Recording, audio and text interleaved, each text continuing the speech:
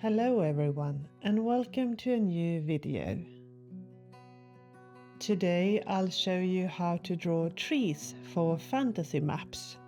I will also show you a couple of old maps and footage from my recent travels to the Peak District here in England.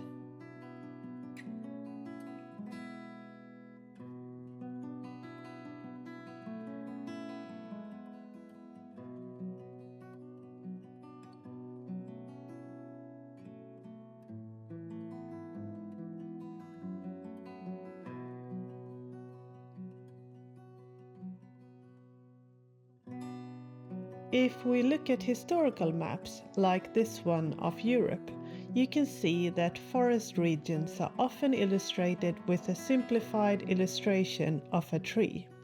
And if the map is made in color, the region is often painted green.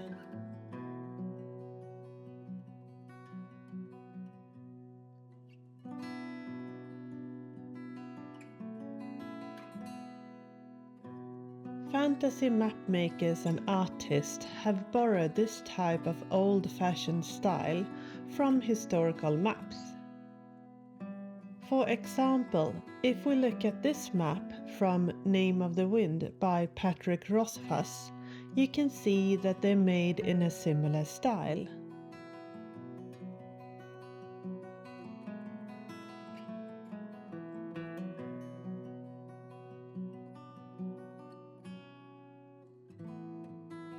In my old edition of the Lone Wolf Adventure books, forest areas are shown by individual trees on a green background, while in the latest book the trees are illustrated as a more continuous forest. So, as you can see, there are different ways to draw trees for fantasy maps. And in this video I will show you two types of forest areas that I use for my fantasy maps.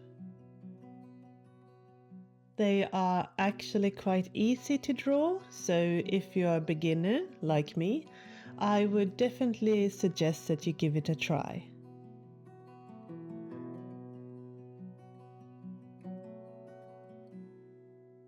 The first type of forest that I want to show you is a lush forest of deciduous trees. These are trees that shed their leaves every year, for example oak, birch, maple or willow trees.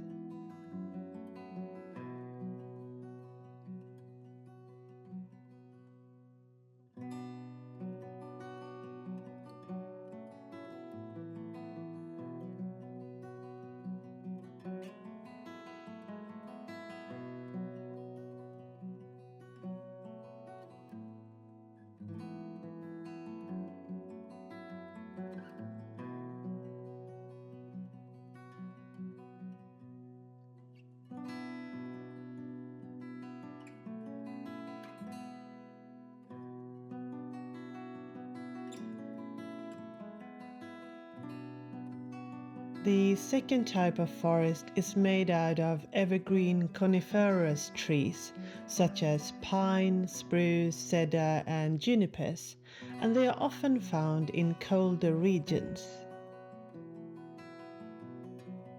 If you are painting fantasy maps, you can highlight the differences between these types of forest by using different shades of green.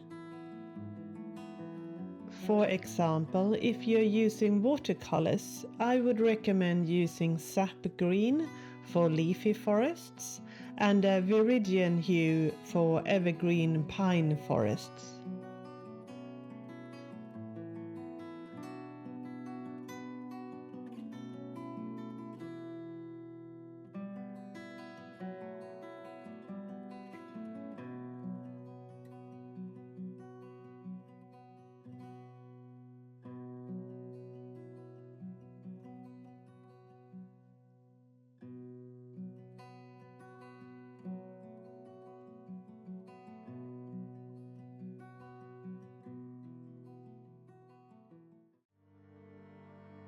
A couple of weeks ago, I visited the Peak District here in England.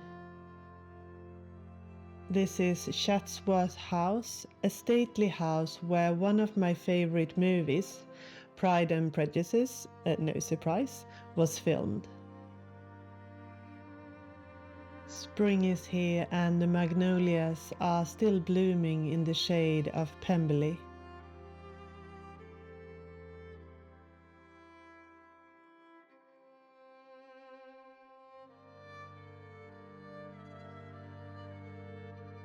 The Peak District is a beautiful area and I spent several days exploring it together with my best friend. Although we didn't find Mr. Darcy, unfortunately, we had a wonderful time.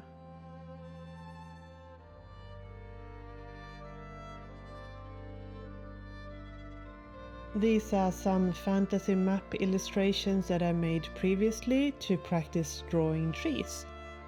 This shows a breakdown of the illustration and what it can look like when you add colors or monochrome sepia colors to your illustration.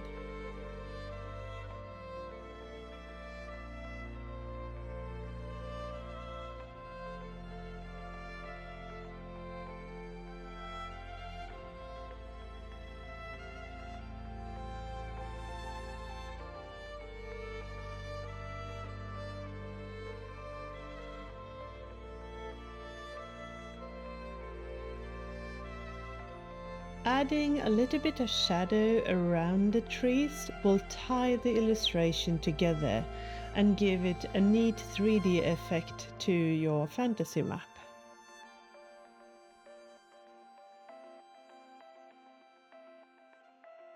The shading can also indicate how the landscape change. For example, if it's a flat area or if it's a more hilly region. When I draw trees for fantasy maps, I use the same method, regardless if I use a normal ink pen or if I'm using a dip pen and ink. Step 1. I begin by drawing a loose sketch of the border of the forest, and then I draw a row of small cones in the foreground.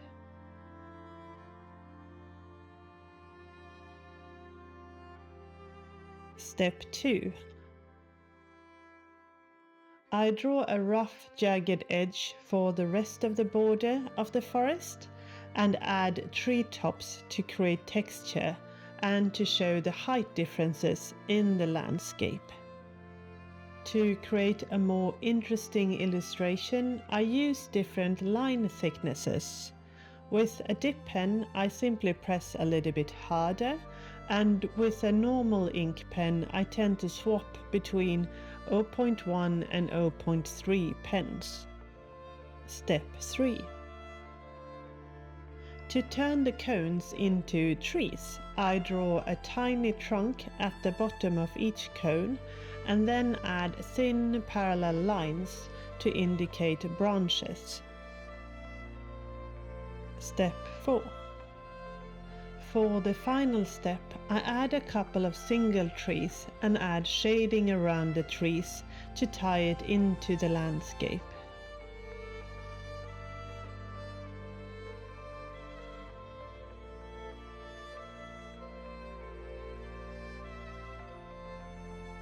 Here are a couple of different trees and methods that you can use, from group trees to single individual trees.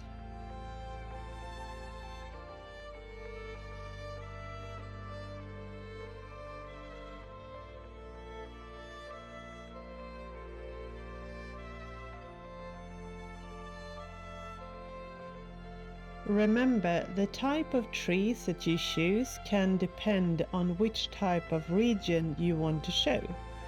If you like, you can draw palm trees for a tropical region, or leafless trees with bare branches to show a desolated region.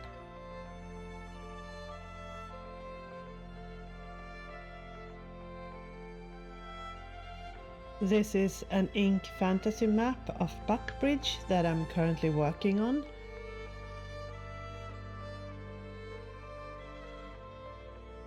And here are a few of my finished maps. And as you can see, I've used different types of trees and colors for the maps.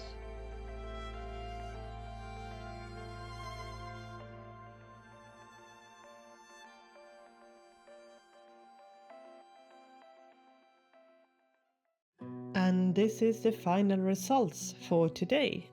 These are the 2 types of forests that I usually draw, and my step-by-step guide to how to draw forests for fantasy maps.